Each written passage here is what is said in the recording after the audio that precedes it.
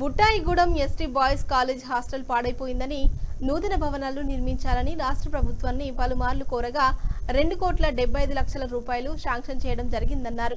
కానీ ఇప్పుడు నూతన భవనాల సెంటర్లో ఉన్న పాత హాస్టల్ స్థలంలో నిర్మించకుండా ప్రభుత్వ జూనియర్ కాలేజ్, ప్రభుత్వ డిగ్రీ కాలేజ్, ప్రభుత్వ ఐటీఐ కళాశాలలకు 5-6 కిలోమీటర్ల దూరంగా ఎక్కడో బుసరాజుపల్లి టీచర్స్ కాలనీ దగ్గర నిర్మించడం జరుగుతుందన్నారు.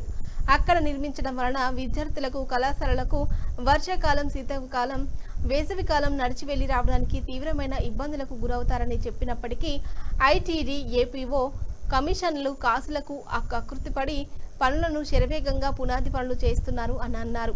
రాష్ట్ర ప్రభుత్వం తక్షణమే స్పందించి బుసరాజపల్లిలో పనులను నిలిపివేసి పాత హాస్టల్ స్థలంలోనే కొత్త హాస్టల్ భవనాలు నిర్మించాలని డిమాండ్ చేశారు. లేని పక్షంలో అక్కడ జరుగుతున్న పనులను నిలిపివేసి ఆందోళన కార్యక్రమంలో నిర్వహిస్తామని హెచ్చరించారు. ఈ కార్యక్రమంలో పీడీఎస్యు నాయకులు సిహెచ్ దుర్గా ప్రసాద్, కనితి నాగరాజ్ పాల్గొన్నారు.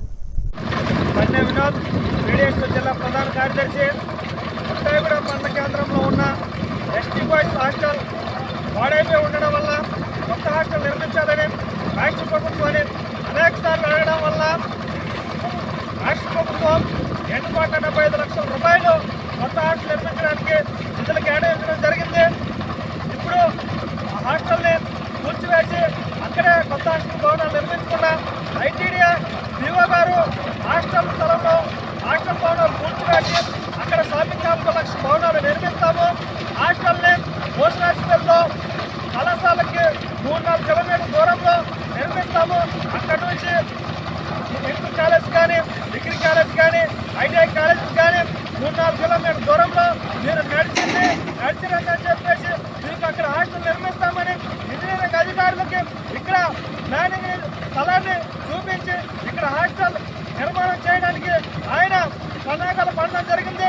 ప్రధానంగా ఐటీడీ పీఓ కమిషన్లు కట్టుబడి ఇక్కడ ఎస్టీ హాస్టల్ విద్యార్థుల కళాశాలకు దూరంగా నిర్మించడానికి ఆయన కృషి చేస్తూ ఉన్నారు. దీన్ని మేము తీవ్రంగా ఖండిస్తూ ఉన్నాం. విద్యార్థులు 3-4 కిలోమీటర్ల